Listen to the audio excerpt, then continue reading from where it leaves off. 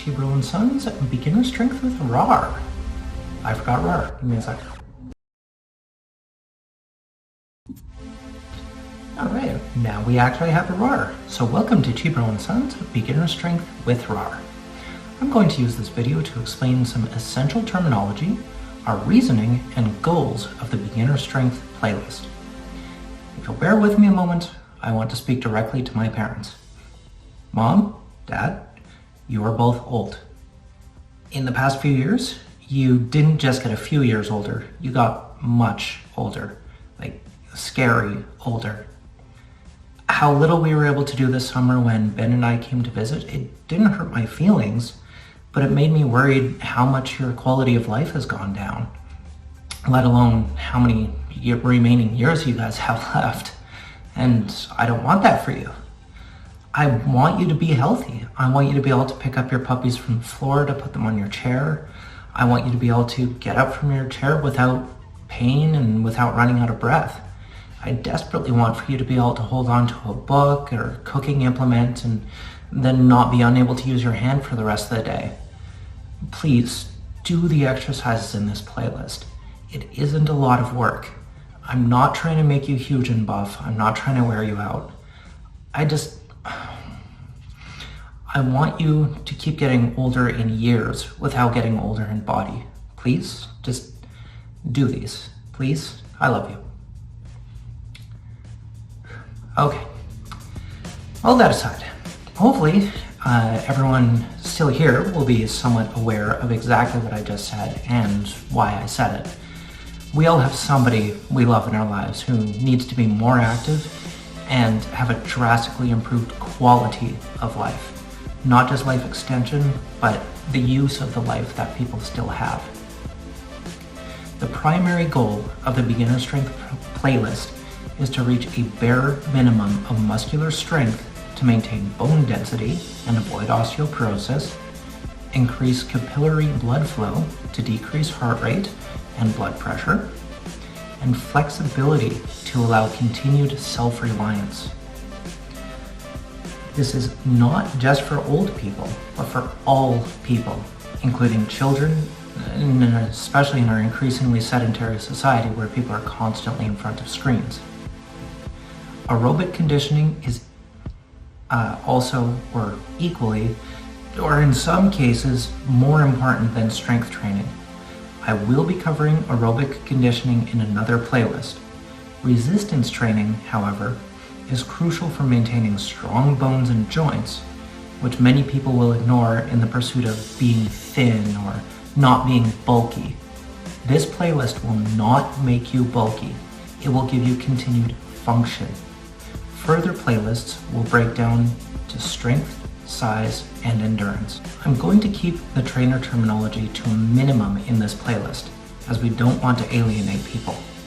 However, we will be using some, as people can learn via cognitive association, not just visual or audio clues. Muscular strength is simply how much force can be applied in a single push. It rarely needs to be done with frequency, but it is important for maintaining bone density.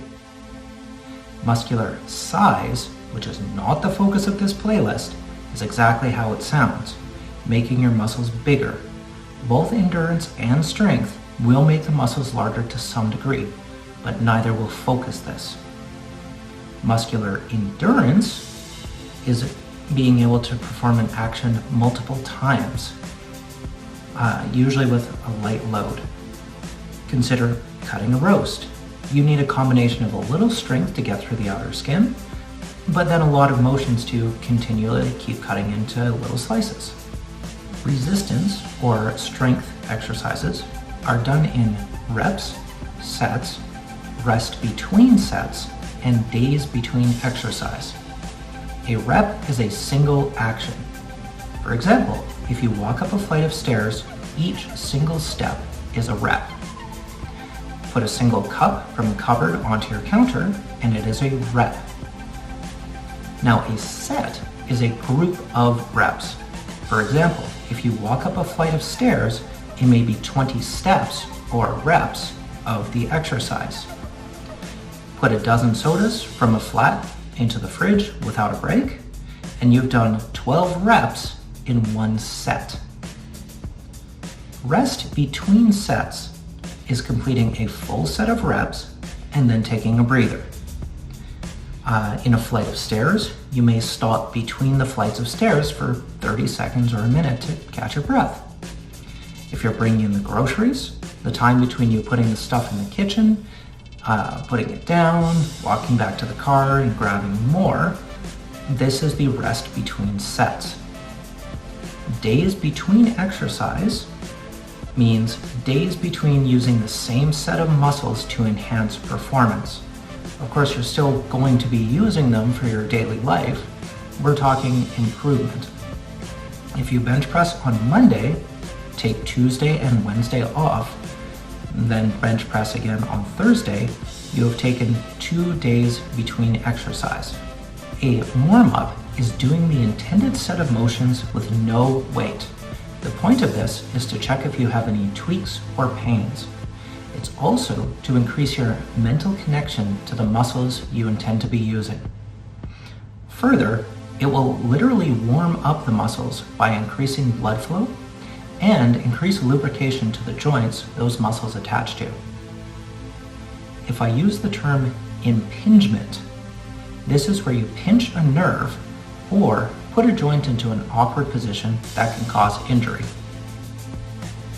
Recovery is getting close to or fully back to how your muscles and joints felt before you started training. With light resistance, your muscles will usually recover with a single good sleep. While you could go again the next day, full muscle recovery takes 24 to 72 hours in most cases. Much more importantly, even if your muscles are good to go the next day, your joints and bones heal at a slower rate than your muscles. A compound movement, or compound exercise, is a movement that uses multiple muscle groups at the same time. This is in contrast to an isolation movement, where you use one muscle only, or close to it.